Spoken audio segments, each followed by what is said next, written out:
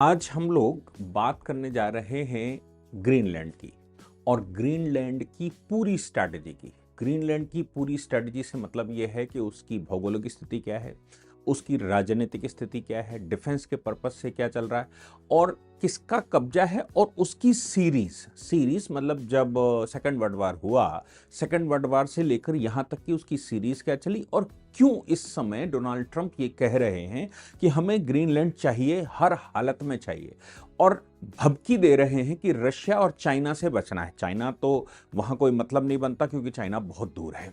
Russia भी, जो mainland Russia की है, वो भी लगभग 5000 किलोमीटर दूर है। फिर आखिर अमेरिका को क्या खतरा है कि वो रशिया का नाम बार बार ले रहा है?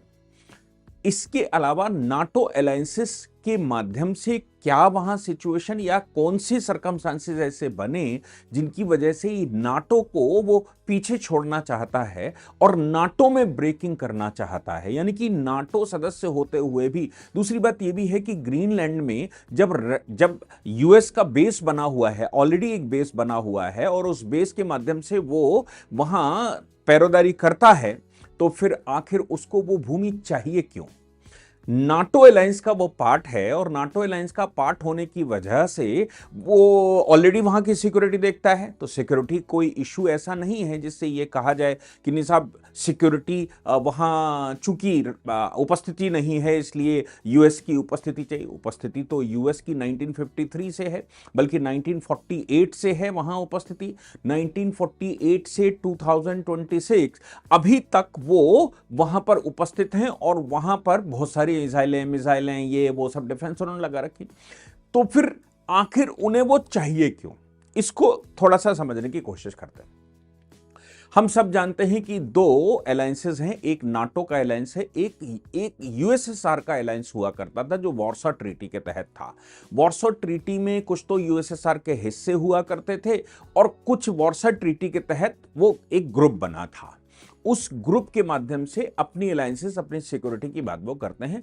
सेकंड वर्ल्ड वार के बाद जब अमेरिका उस क्षेत्र में घुसा और उधर से रशिया था, तो फिर NATO alliances, north Atlantic treaty उनकी हुई, और नाटो अलायंसेस में सबसे ज्यादा स्ट्रांग अगर कोई है तो वो अमेरिका है। और अमेरिका ने उस समय सेकंड वर्ल्ड वार के खत्म होने के बाद नाटो अलायंसेस इसलिए बनवाया था, या उससे पहले से ये चल रहा था, इसलिए बनवाया था कि हम तुम्हारी सिक्योरिटी, या हम सब मिलकर इस क्षेत्र पर सिक्योरिटी मेंटेन करेंगे, यूरोप को बचाएंगे। यूरोप के छोटे छोटे कंट्री जो पूरे विश्व पर कब्जा किए हुए थे, और छोटे छोटे कंट्री पूरे विश्व पर कब्जा किए हुए थे, तो जब उनके पास बहुत बड़े क्षेत्र, जैसे हम इंग्लैंड की बात करें या यूके की बात करें, तो उसके पास एक बहुत बड़ा भूभाग, ऐसा कहते हैं कि अंधेरा नहीं होता था, कभी रात नहीं होती थी, उनके यहां सूर्य हमेशा कहीं ना कहीं रहता था। तो ऐसी परिस्थिति में जब स्पेन का विश्व पर बहुत सारे कंट्रियों पर कब्जा था, फ्रांस के बहुत सारे कंट्रियों पर फ्रांस का कब्जा था, इधर इंग्लैंड का कब्जा था, उधर डचों का कब्जा था, हॉलैंड का, पोलैंड का, मतलब कहीं ना कहीं ये सब कब्जा किए हुए थे। और इसी में डेनमार्क भी है, डेनमार्क का ग्रीनलैंड पर कब्जा था। तो फिर अमेरिका उस समय इनके सामने कहीं टिकता नहीं था। जैसे भारत जैसे देश अगर यूके के पास थे तो वो विश्व का सबसे स्ट्रांग कंट्री था, लेकिन अमेरिका को प्रभाव में लाना था, अमेरिका प्रभाव में आना था। इसलिए अमेरिका ने क्या किया, उस समय अमेरिका और रशिया, ये दोनों ही, अमेरिका रशिया ये दोनों ही पीछे पड़ गए कि सब उपनिवेशवाद खत्म करना है विश्व से। अगर उपनिवेशवाद खत्म नहीं करेंगे तो वर्ल्ड वार खत्म नहीं हो सकता, क्योंकि पहला वर्ल्ड वार हुआ था, उसके बाद दूसरा वर्ल्ड वार जो हुआ उसका कारण उपनिवेशवाद था। पहला वर्ल्ड वार हुआ तब भी हमारे पास एक वो थी, लीग ऑफ नेशंस था। लीग ऑफ नेशन के होते हुए सेकंड वर्ल्ड वार कैसे हो गया, ये सवाल था। तो उन्होंने कहा कि यूएनओ बने, लेकिन यूएनओ बनने से पहले की शर्त यह थी कि उपनिवेशवाद खत्म करना पड़ेगा, विश्व के सभी देशों को आजाद करना पड़ेगा और विश्व के सभी देशों को छोड़ना पड़ेगा, और फिर अब एक नया अलायंस बनेगा। बहुत दिनों तक जद्दोजहद चलती रही, लेकिन फाइनली यूके फंसा हुआ था, फ्रांस भी फंसा हुआ था, क्योंकि जर्मनी ने वो आतंक मचा कर रखा था। तो हमें तो ये कहना चाहिए थैंक्स टू जर्मनी, क्योंकि जर्मनी के इन कामों की वजह से हम आज़ाद हुए। क्योंकि जर्मनी अगर सेकंड वर्ल्ड वॉर ना करता तो शायद अभी भी यूके का कब्जा हमारे ऊपर होता और हम आज़ाद आंदोलन लड़ रहे होते, हमारे लाखों लोग मर रहे होते। और पॉलिटिक्स करने वाले कांग्रेस जैसे लोग पॉलिटिक्स भी कर रहे होते, उनके लिए सेफ्टी वॉल्व का काम भी कर रहे होते, ये सब कुछ चल रहा होता भारत में। लेकिन हुआ क्या कि जब ये पॉलिसी आई कि भाई पूरे विश्व को आजाद करना है और सभी कंट्री सॉवरेन कंट्री बनेंगे, तो मानना पड़ा, क्योंकि यूके फंसा हुआ था, फ्रांस फंसा हुआ था, बाकी ये जो सब फंस गए थे युद्ध में जर्मनी के चक्कर में। तो फिर इन्होंने सबने छोड़ने का कहा कि भाई हम इन सब कंट्रियों को छोड़ेंगे। यूएनओ ने जहां तक मुझे याद है 1968 में या उससे पहले एक बैठक 1958 की तरफ बैठक भी की थी, और ये सुनिश्चित करने के लिए कहा था कि सुनिश्चित करो, एक कमेटी बनाई थी, सुनिश्चित करो क्या सारे देश मुक्त हो गए, सारे देश इंडिपेंडेंट हो गए। अब उस इंडिपेंडेंस में श्रीलंका आजाद हुआ, हमारे अगल बगल की बात करें, श्रीलंका, मॉरिशस या फिर मालदीव और छोटे छोटे टापू, उस समय सब स्वतंत्र हुए, इनकी लड़ने की हैसियत नहीं थी, क्योंकि यूएस और रशिया पीछे पड़ा था कि अलग करना है। अब जब ये चल ही रहा था तो भाई हो गया, सबको आजादी मिल गई, किसी को 47 में मिली, किसी को 45 में मिली, किसी को 48 में मिली, किसी को 50 में, किसी को 52 में, किसी को 56 में, किसी को 60 में, और फाइनली सारे आजाद हो गए। ग्रीनलैंड का जो चक्कर चला वो ऐसे चला कि ग्रीनलैंड डेनमार्क के कब्जे में था, मतलब उसकी कॉलोनी की तरह ले लीजिए, डेनमार्क के कब्जे में था। ग्रीनलैंड डेनमार्क से बहुत दूर है, लेकिन कब्जा तो था। अब इंग्लैंड भी तो भारत से बहुत दूर है, लेकिन कब्जा था, डेनमार्क का उस पर कब्जा था। जब जर्मनी डेनमार्क में घुसा तो डेनमार्क में घुसने के बाद अब डेनमार्क पर चूंकि जर्मनी बैठ गया तो फिर ग्रीनलैंड का क्या होगा, सवाल ये था। तो अब जर्मनी का हो जाएगा। अब वर्ल्ड वार में ये जो बम हम फाड़े गए और सब हुआ, इसका नतीजा ये निकला कि यूएस प्रिवेल कर गया, सब आजाद हुए, जर्मनी बैक हुआ। अब ग्रीनलैंड का क्या होगा, क्योंकि डैनिश एम्पायर जो है वो अब ब्रेक हो चुकी थी और सब स्वतंत्र हो चुके थे, तो ग्रीनलैंड खाली लैंड की तरह था। ग्रीनलैंड का क्या होगा, ग्रीनलैंड 1900 मतलब वर्ल्ड वार के टाइम पर लंबे समय तक जब जर्मनी बैठा रहा तो ग्रीनलैंड अनाथ की तरह पड़ा रहा। जब डेनमार्क फिर से रिपब्लिक बना तो जाहिर सी बात है कि ग्रीनलैंड उनके पास था और ग्रीनलैंड में पॉपुलेशन नाम की थी। ऐसी परिस्थिति में ग्रीनलैंड एक ऑटोनॉमस बॉडी बने या उसका कब्जा रहा लंबे समय तक। 2009 में डेनमार्क ने एक कानून पास किया और उन्होंने कहा कि भाई ये जो ग्रीनलैंड है, ग्रीनलैंड के लोग तय करेंगे कि वो डेनमार्क के साथ रहना चाहते हैं या वो स्वतंत्र रहना चाहते हैं। ये वो उनके पास आजादी है, वो इस पर निर्णय कर सकते हैं, मतलब उनका निर्णय लेने का राइट है। अब डेनमार्क में जो चुनाव हुआ पिछला वाला, उस चुनाव में एक मुद्दा यह था कि भाई डेनमार्क को स्वतंत्र करना है और स्वतंत्रता से वो चलेगा। ये बात जब 2009 का ये कानून पास हो गया और उसके बाद डेनमार्क के अंदर पॉलिटिकल पार्टियां जो थोड़ी बहुत हैं वो ये कहने लगी कि हमें स्वतंत्रता चाहिए, हम स्वतंत्रता के लिए काम करेंगे। और खास तौर से वो ऑटोनॉमस बॉडी ऑलरेडी है, ऑटोनॉमस बॉडी और ऑटोनॉमस क्षेत्र वैसे ही। ऑटोनॉमस का मतलब है कि उसकी एक्सटर्नल अफेयर्स यानी कि जो विदेश नीति है, उसका डिफेंस, उसका कम्युनिकेशन, उसकी इकोनॉमी यानी कि फाइनेंस पॉलिसी, ये डेनमार्क डील करता है। बाकी सब लोकल एडमिनिस्ट्रेशन वहां पर चलता है। ये 3-4 विषय डेनमार्क की सरकार उसको डील करती है। और जब डेनमार्क का कहना यह था कि अगर ऐसा वहां के लोग चाहते हैं तो वो तय कर लें, लेकिन वहां के लोग चुनाव में मुद्दा जरूर बनाते हैं, पर जाए कहां, छोटा क्षेत्र तो है नहीं। ग्रीनलैंड 21 लाख स्क्वायर किलोमीटर से ज्यादा बड़ा क्षेत्र है, लेकिन ग्रीनलैंड की एक बड़ी भारी कमजोरी यह है कि वो एक अनाथ स्थान पर है, मतलब उसकी कंटिन्यूएशन नहीं बनता। एक तरफ आर्कटिक ओशन है तो एक तरफ अटलांटिक है। अब आर्कटिक का मतलब यह हो गया कि बर्फ है, वहां बर्फ ही बर्फ है, कुछ है नहीं। और उसके बीच में एक बड़ा गैप है, उस गैप को ग्रीनलैंड आइलैंड यानी ग्रीनलैंड, आइसलैंड और यूके, ये गैप कहा जाता है। GIUK, ये गैप कहा जाता है। ये गैप के मामले में ये कह रहे हैं कि भाई हमें ये चाहिए। अब नाटो तो बन गया था, अब देखिए फिर चाहिए, ये इस पर आते हैं। नाटो जब बना तो अमेरिका ने उसी समय, जिस समय ये वर्ल्ड वार खत्म हुआ, अमेरिका ने उसी समय ये प्रस्ताव रखा, चूंकि पॉलिसी ये है कि नॉन इंटरवेंशन की, नॉन इंटरवेंशन का मतलब है यूएन पॉलिसी, आप उसका यूएन चार्टर का आर्टिकल 7 पढ़ेंगे तो वो कहता है कोई किसी दूसरे देश में इंटरवीन नहीं कर सकता। और अभी अभी अमेरिका और रशिया के दबाव से ही ये सब कुछ हुआ और सब संसार को आजाद करना पड़ा। अब चूंकि इनके दबाव से ये हुआ और सबको आजाद करना पड़ा था, इसलिए अब यहां पर प्रश्न ये था कि क्या उस समय ग्रीनलैंड पर कब्जा किया जा सकता है? नहीं किया जा सकता। ग्रीनलैंड पर ऐसा कोई आंदोलन भी नहीं है, ऐसा कुछ है भी नहीं, वहीं डेनिश लोग ही वहां पर रहते हैं। तो ग्रीनलैंड एक अनाथ की तरह एक क्षेत्र पड़ा हुआ है, तो फिर उसको आजाद करने का क्या मतलब है? वो तो जमीन है, वो तो लैंड है, वो कोई देश तो है नहीं।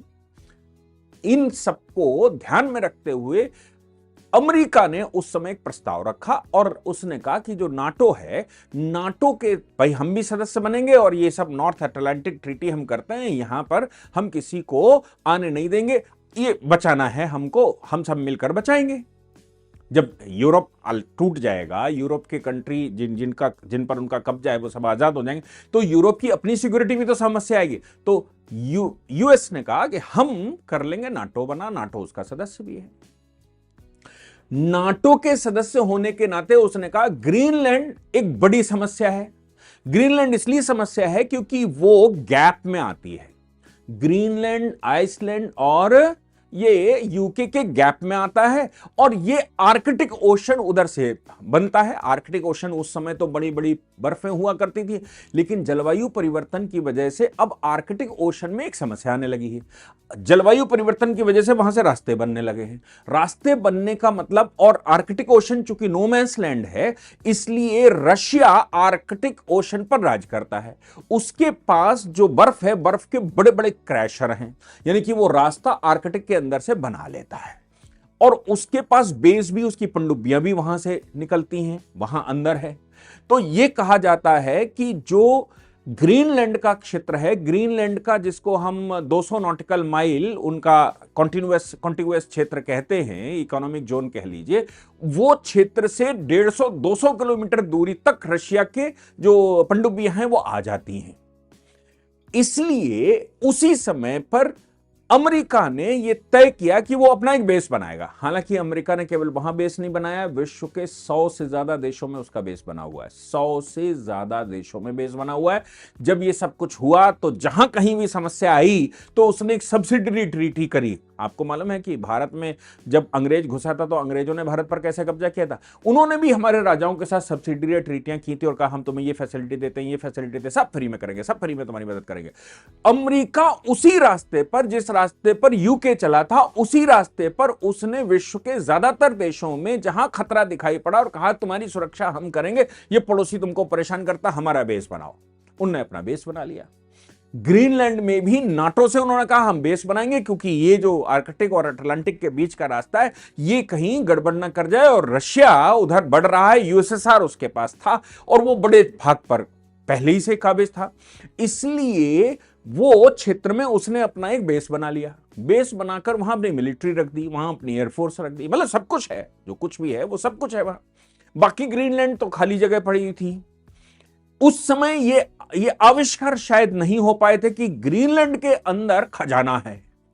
खजाना से मतलब है ग्रीनलैंड के अंदर बहुत जो प्रीशियस मेटल्स आज की तारीख में, जो आज की इंडस्ट्री है, जो इलेक्ट्रॉनिक की इंडस्ट्री है, अर्थ मेटल्स, वो अर्थ मेटल है जिस पर चाइना 70% राज करता है।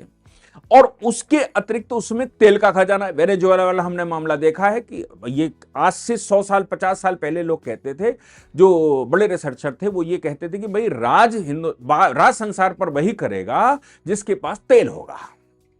आज प्रीशियस मेटल्स जिनकी बात कही जा रही है, या फिर अर्थ मेटल्स जिनकी बात कही जा रही है, वो जिसके पास है वो राज करेगा, क्योंकि वो एनर्जी है आज की, उससे चिप बनती है। हम सब जानते हैं कि भारत भी चिप पर काम कर रहा है और चाइना जो है वो चिप का महारथी है हर चीज में। आप देखिए सब इलेक्ट्रॉनिक गाड़ी के हर पार्ट में एक चिप लगा है, एक गाड़ी में 150 से 200 चिप लगते हैं।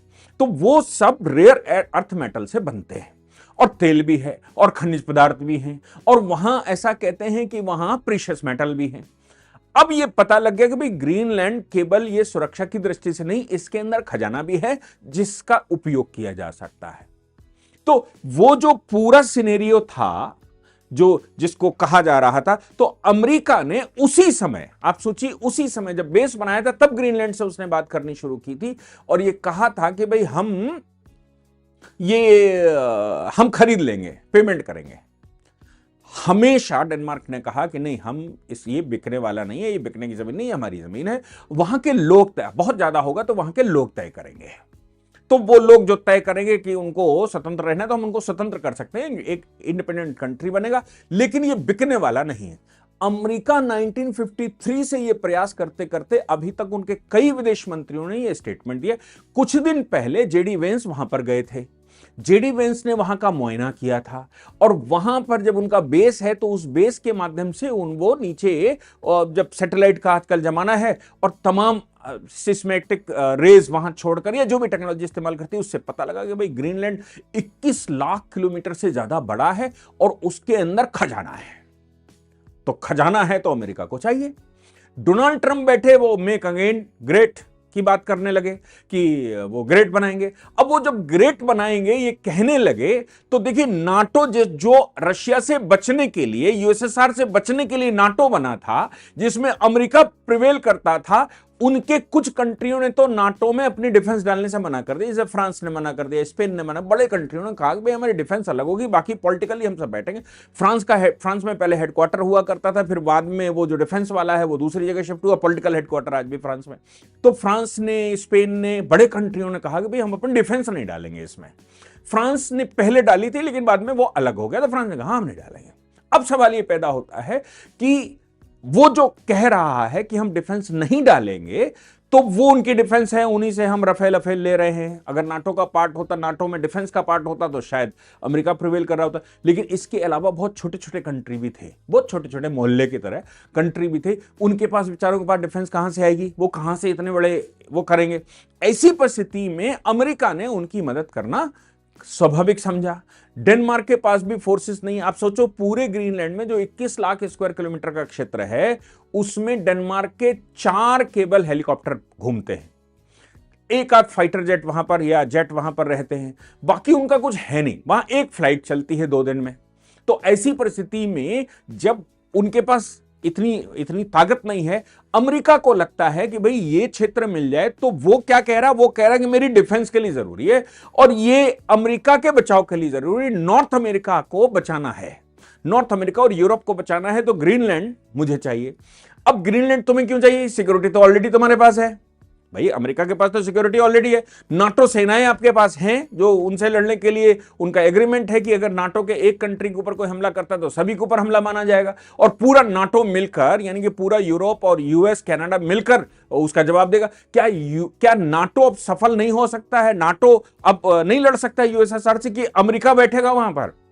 तो वो जो गैप की बात कर रहे हैं, वहां पर Russian ship, no doubt Russian ship वहां पर आ सकते हैं, रशियन मैरीटाइम्स वहां पर जा सकती हैं, रशियन जो मैरीन्स हैं वहां तक पहुंचती हैं और पहुंच सकती हैं। अब इस सत्यता क्या है पता नहीं। उनके क्रैशर, बर्फ के क्रैशर, मतलब आइस क्रैशर उनके पास हैं जो रास्ते बना लेते हैं उसके अंदर से। जैसे आजकल मेट्रो बनती है तो आपने मिट्टी नहीं देखी होगी मेट्रो की, वो अंदर अंदर जगह शिफ्ट करके रास्ता बना लेते, वैसे ही रशिया के पास वो है। अच्छा, रशिया ने अब तो मिसाइलें भी ऐसी बना ली हैं जो एआई से चलती हैं। एआई से मतलब का ये है कि वो खुद में उसका जो वार हेड है वही एआई बन गया। एआई बन गया का मतलब वो वहां से चलेगा तो जिसके पीछे लगा दिया, जो डेटा फीड कर दिया, वो जहां जहां जाएगा वहां घुस जाएगा, कहीं से भी घूम के जाए वहीं पर घुसेगा जाके, जो डेटा फीड हो गया। जैसे अब मोबाइल में लगा लेते हैं गूगल मैप कि वो रास्ता दिखाएगा, वो उसी रास्ते से जाकर वो कर लेगा।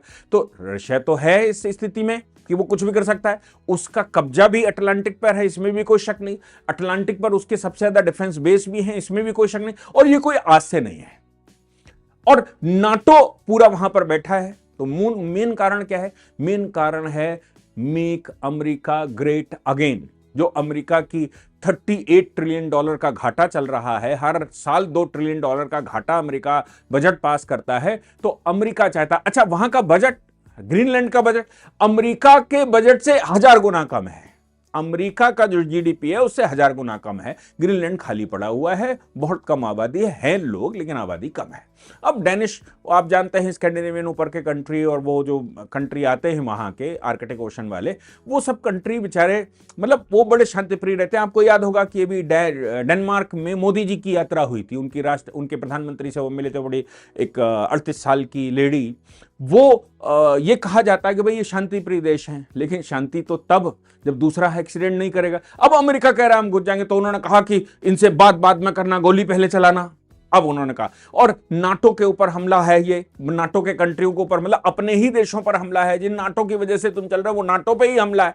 अब नाटो कंट्री जो विस्तार के चक्कर में थे, जो कभी विस्तार आज से 70 साल पहले 80 साल पहले पूरे विश्व पर कब्जा किए हुए थे और जिनका नेतृत्व तो अमेरिका अब कर रहा है, उनको वेनेजुएला में कब्जा हुआ तो उनको कोई समस्या नहीं, उन्होंने कहा ठीक हुआ।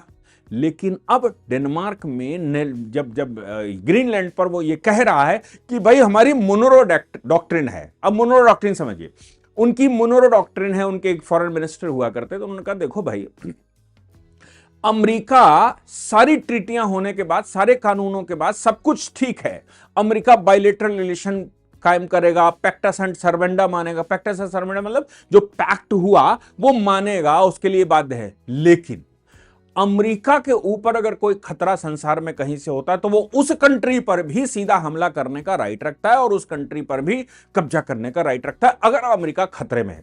तो ये जो डोनाल्ड ट्रंप कह रहे हैं वो मुनरो डॉक्ट्रिन के तहत कह रहे हैं कि भाई मुनरो डॉक्ट्रिन हमारे यहां है, अब हमारे ऊपर खतरा है रशिया का।